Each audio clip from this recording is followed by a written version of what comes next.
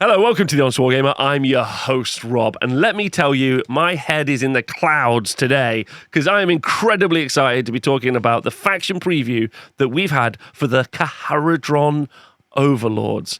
I am joined by the wonderful people of the Twitch chat, and we've already been through the rules. We've had a kind of deep dive. So this is my summation on what you are going to be looking at. And the most exciting thing for me is for you to leave loads of comments and let me know what you think of these rules changes. Do you like them? Are you excited about playing Kharadron Overlords? What Skyport are you going to go for? Those things are very cool. I've always been a fan of that. And let me know what you think about everything we're going to look at. So let's dive straight in. Thank you to everyone on the Honest Wargamer Patreon. We've got an active Discord community. Please do join. Okay, so battle traits. If you are new to Warhammer Age of Sigmar, if you collect a Kharadron Overlords army, you will gain battle traits. Battle traits are a set of army rules that kind of get stuck on top of your war scrolls. What battle traits do is they add the flavor and the kind of ways in which your army differentiates. You know, if your army is incredibly magic heavy, maybe you get +1 to cast. If you're a Sylvaneth army, you'll have the ability to put down trees. Obviously, in this situation, you are going to be playing with boats and sky dwarfs. I probably actually should just mention what they are. Kharadron Overlords, what are they? Great question. They're a bunch of dwarfs that escape the destruction of the realms by chaos by going further and further up into mountains and eventually making sky cities where they produce this kind of mercantile sky nation of boats and traders and piracy, so that everything, just imagine, you know, the kind of European seas during the pirate and privateer times, and then put them in the skies and make them mechanical and make them dwarfs. That's what you've got. Probably one of the most flavorful armies in the game. So let's take a look at those battle traits. First one we've got is once per battle in the deployment phase, and it's called Flying High. This does mean you're only going to get to choose one sky vessel. You pick a friendly sky vessel that is part of a regiment from which no units have been deployed, then pick a number of units up to its transport capacity. On the war scroll for your different boats, your different sky vessels, they say the transport capacity. Later on, we're going to go and look at the frigate, but the frigate says that it's got 12 as a transport capacity. So that's what that means. That's what its transport capacity is. Okay? And you need to choose units that are in its regiment. The effect, set up all of those units in reserve in the clouds. They have now been deployed. What happens if it's a sunny day? I don't know. This does mean, though, that you're only going to be able to put one sky vessel in what we like to call reserve. That is the kind of catch-all term for being able to put units off the board. Skaven can go into tunnels. Stormcast can go into lightning bolts, as an example. And so in this case, you're going to be able to put them in a boat off to the side of the board. Okay, and you can only do it with one sky vessel so far, according to this, and so it's once per battle. Okay, in your movement phase, you can descend from the clouds. Again, if there are no clouds, I don't know what you do. You pick a friendly sky vessel in the clouds to use this ability. Set up that sky vessel anywhere on the battlefield more than 9 inches from all enemy units. Then set up all of the units that were set up in the clouds with that sky vessel wholly within 6 inches of it and more than 9 inches from all enemy units. Previously in Age of Sigmar, units were always kept inside of a boat. So you would see a boat flying around and they'd have lots of different units in there. However, some people, I think, felt that they wanted to see all of their models on the board. So now we don't have that. And instead, what you do is you put your boat down and you put all the models outside of the boat. So that does mean that every time you do a movement, you're going to be moving your guys with the boat all the time. And I think some KO players are going to love this because they get to see all their models on the board. And some people, KO players, are going to be like, oh, I quite liked only having to move around the boats. It was quite quick and easy. If you are a KO player, let me know in the comments below which one is yours. Okay, so you can deep strike a unit and put unit reserve. Next one is a reaction. You declared a non-charge move ability for your friendly sky vessel. This is pretty fun because there are other move abilities other than charge. Redeploy, for example, is a move ability. And what you are allowed to do is you pick a sky vessel that's using this move ability, pick a number of units up to the sky vessel's transport capacity, which is on its war scroll, that are wholly within 6 inches of it to be the targets. Units that have been transported this turn cannot be targets, so you can't just keep multiply doing it. Remove the targets on the battlefield. After the sky vessel ends its move, you must set up the target unit on the battlefield wholly within 6 inches of the sky vessel and not in combat, so 3 inches away from the enemy. Those units have been transported. A unit cannot charge abilities, cannot use charge abilities if it was transported in the same turn. So you're going to be able to charge. However, we are going to talk about the Frigate War Scroll in a bit, where that has a special ability that allows you to charge if you've done a teleport ability. However, this probably means things like Ironclads are going to be able to transport stuff, but not charge. So that's pretty fun. Next up, we have one final ability, which is a passive, which is Sky Vessel Cover. You subtract 1 from hit rolls for shooting attacks that target friendly Kharadron Overlords infantry units where they're wholly within 6 inches of a friendly Ironclad or a frigate. So -1 to hit while you're in range of your units. So it's like a little buff center. Previously, what happened was when your units were inside a boat, that boat gave you +1 save and it gave you -1 to hit. So the +1 save has been removed, and also you're not inside the boat. Quite an interesting little feature. Maybe they haven't really wanted to do terrain rules or wanted to do building rules, and instead they're doing something different here, which I think is interesting. Okay, battle formations. So battle formations are sub-factions, or they're a different flavor that you can add to each of your armies. So when you build Kharadron Overlords, you get your battle traits for free. Those are the ones that you see up there, which have really given you an identity to what Kharadron Overlords are. Then your 4 different battle formations, because there's 4 for each army at the launch of Age of Sigmar 4, will give you another spicy new way to play the army. We don't know what all 4 of them are for the Kharadron Overlords, because they haven't said, but we do know one of them, the Endroneer's Guild Expeditionary Force. And this has a once per battle ability that you do in your deployment phase, which is quite spicy, which allows you to kind of like counterpick, depending on who you play. And then that is special procurement, okay? And what this does is you pick a friendly non-unique Kharadron Overlords hero that does not have the Artifact of Power, and you can give that hero 1 Artifact of Power from the inventions of the Skyports. Okay, so pretty fun. So the entire identity of this battle formation is that you can choose 1 more item, which I think is great. So that's going to give you an option to choose a different artifact. So now we move into the artifacts of power straight away. Here we go, right? Pretty exciting. 3 different artifacts of power. All of them are once per battle, right? All of them once per battle. So that different artifact of power that you're going to have means you're basically going to be able to give your army 1 special ability you can use once per turn. Okay, once per battle. So once per battle, any shooting phase, you can use Blazebeard and Sons Draghobbler Mag Bowlers. Tell me that's not exciting. Pick an enemy monster within 12 inches of this unit to be the target. Until the start of your next turn, subtract 1 from the number of dice rolled when making charge rolls to the target to a minimum of 1. This is going to be super good, because if your opponent has a monster that's trying to use counter charge, you're going to be able to shut them down. And if your opponent has got the ability to your opponent's got the ability to move really far and still do a charge, they're still going to be very unlikely to succeed the charge, because even if they're 3 inches away, considering you haven't done a redeploy, you're going to be able to charge on a D6, and 50% of the time you're going to fail it. So it's going to be very effective. And it's going to be very effective against some of the major issues I think we might see in Age of Sigmar 4, specifically monsters. Thanks to countercharge, you'll be able to put a monster countercharging all around the board all the time. So your Archeons, your Alariels, your Mega Gargants. So it's pretty good. Shame you can only do it once per battle, and a shame you can only do it in the shooting phase. The combat phase, I don't really understand why, but the shooting phase makes sense because the shooting phase happens before the charge phase. The other one, you're doing your shooting phase, again, once per battle, and it's the Celestian Burst Grenade, and you pick an enemy unit within 12 inches of this unit to be the target, okay? Effect.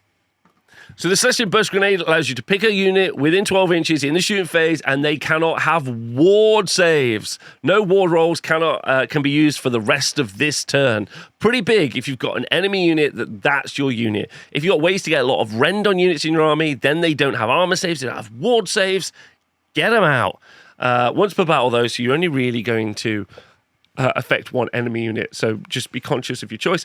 And then finally, once per battle, as a reaction to your opponent declaring a spell, and you're within 30 inches of that unit, you're going to be able to automatically unbind that spell with the Void Stone Orb.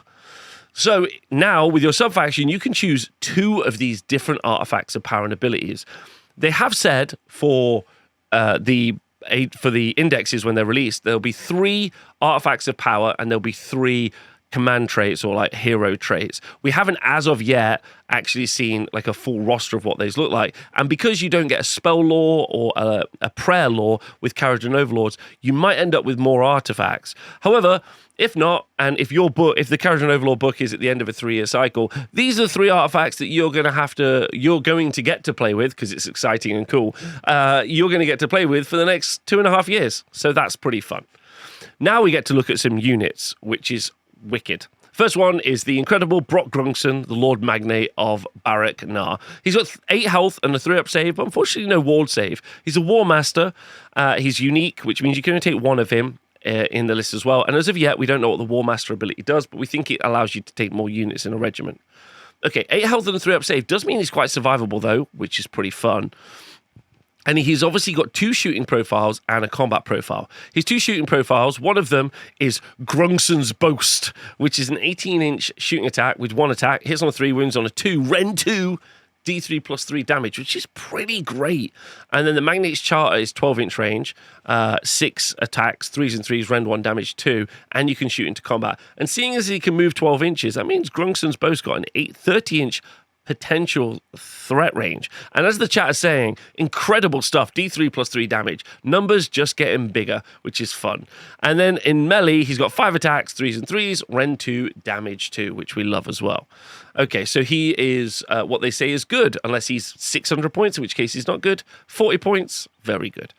But the important part with characters most of the time is what they can do to the rest of your army. And thankfully, he's got the first rule of Grungson that he can do in any combat phase, unlike the artifacts, which are only once per battle, which is a bit disappointing.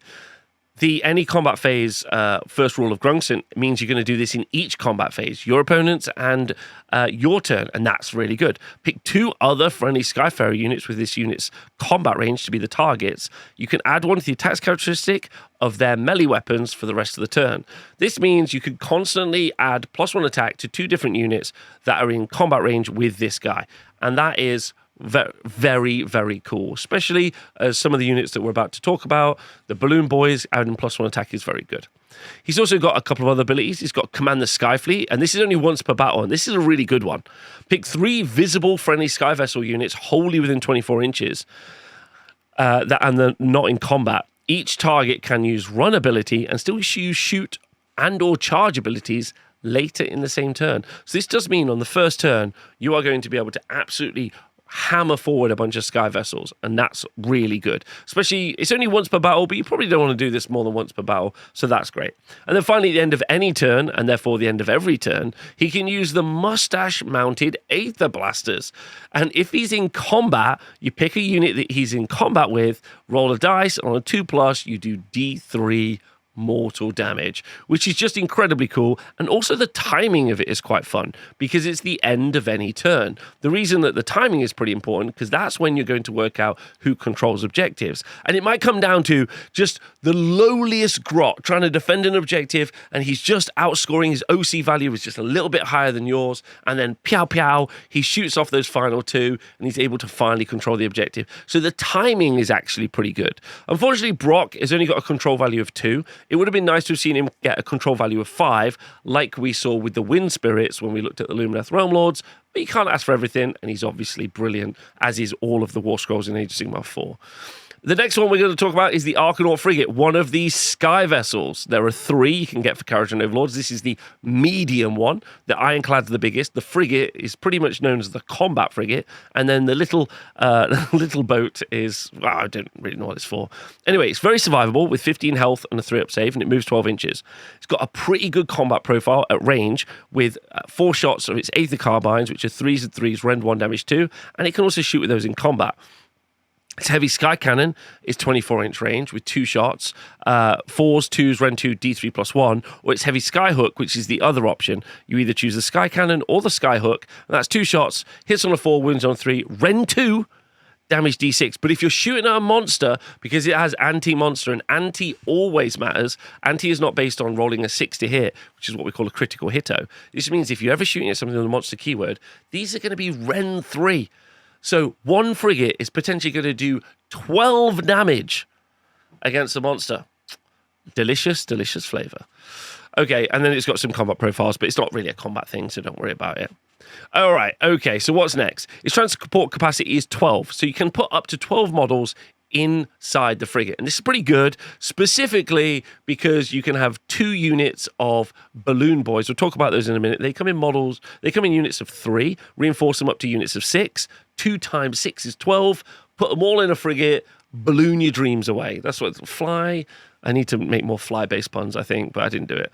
Anyway, so you can have a infantry, up to 12 infantry inside of a frigate, which is kind of the perfect number. 13 may be good, so you could have had a character in there as well, but now you can't have it. It's also got the passive battle damage, which most of the large models have, which just means that its Aether Shot carbines go from having 4 shots down to having 2 shots.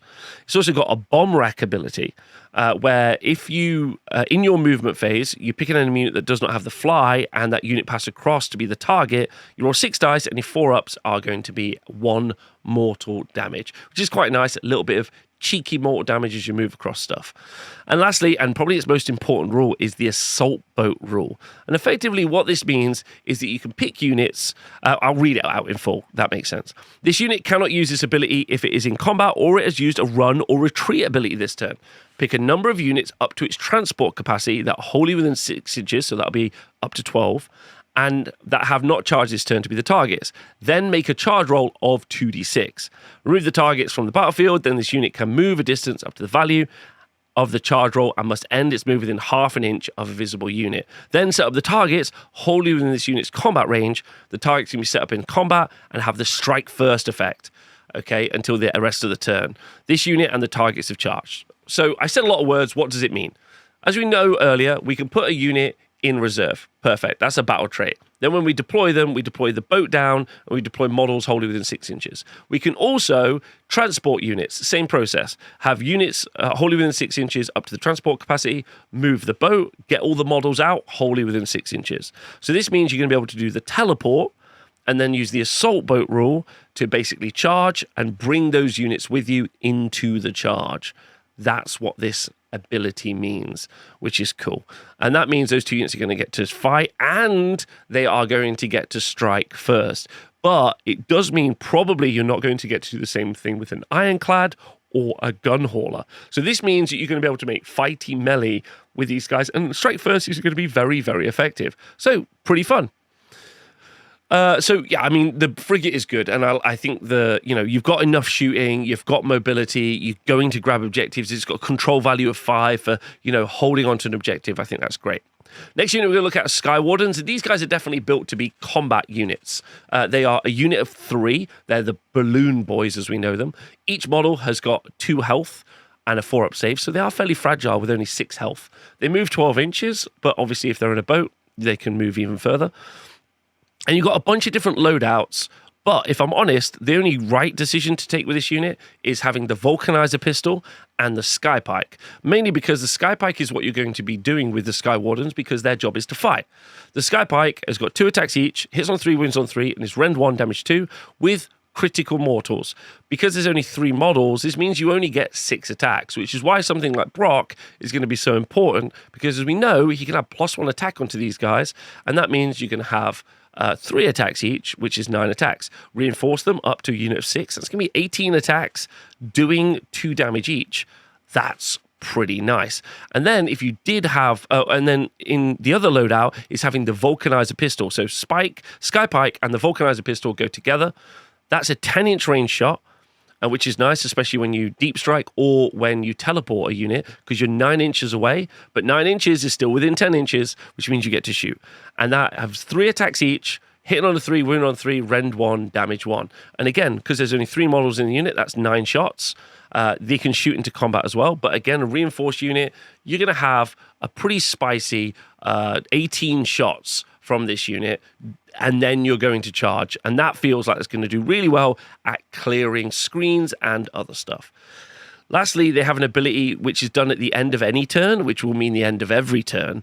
And it's called Time Charges, where you pick an enemy unit in combat to be with his target, and you roll a 2+, and then you inflict a number of mortal damage to the target equal to the roll, and this unit can immediately use the retreat ability as if it were your movement phase without any mortal damage being inflicted. Okay, so this is really fun. Again, the timing, you do the mortal damage and then potentially control an objective. But if you're able to use the retreat ability, because you can move 12 inches, also means you can potentially go and add a couple more models to try to control an objective. So it's going to be very mobile and your unit's going to be really, really cool. Lastly, we have the Thunderers, which are a bit of a menace in Age of Sigmar 3, and they're normally a dedicated shooting unit. There's 5 models in the unit, and they've got 2 health each on a 3-up armor save, which is very respectable and very defensive. That means you've got 10 health. Each one has only got the control value of 1, which is a bit disappointing, but makes sense. And then you have a bunch of different weapons that you can take for them, but they've been condensed down in weapon profiles. The main loadout is having an Aether Shot rifle, which is 18-inch range, 2 shots each. Hits on a 3, wounds on a 4, rend 1, damage 1. So that would be your unit of 5 would be able to do 10 shots. But 2 out of those 5 models can either take the Aether Full Negator or Deck Sweeper, which has the same profile, which is 5 shots, 3s and 4s, rend 1, damage 1, and it's anti-infantry 1 and +1 rend. So that does mean that you could be rend 2. If there's another way to get rend in the army, you could potentially have rend 3, which is very good into infantry, especially with 10 shots out of a unit of 5. And then you can have 2 models in the unit of 5, have a mortar or a cannon, which is 18-inch range, 2 shots, hits on a 4, wounds on 3, rend 1, damage D3. So if you wanted to try to keep the enemy at a longer distance, then you could use the mortar or cannon. And finally, they have an ability called Hold This Position, where if this unit has not used a move ability this turn and was not set up this turn, this unit's ranged weapons have shooting combat for the rest of the turn, which is good for all of its abilities.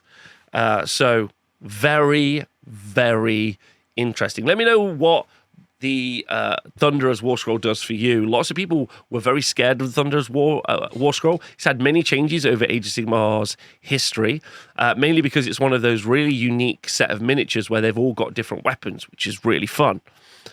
I got to say, reading through the Kharadron Overlords War Scroll, I'm getting a lot of flavor, especially those battle formations. Pretty interesting.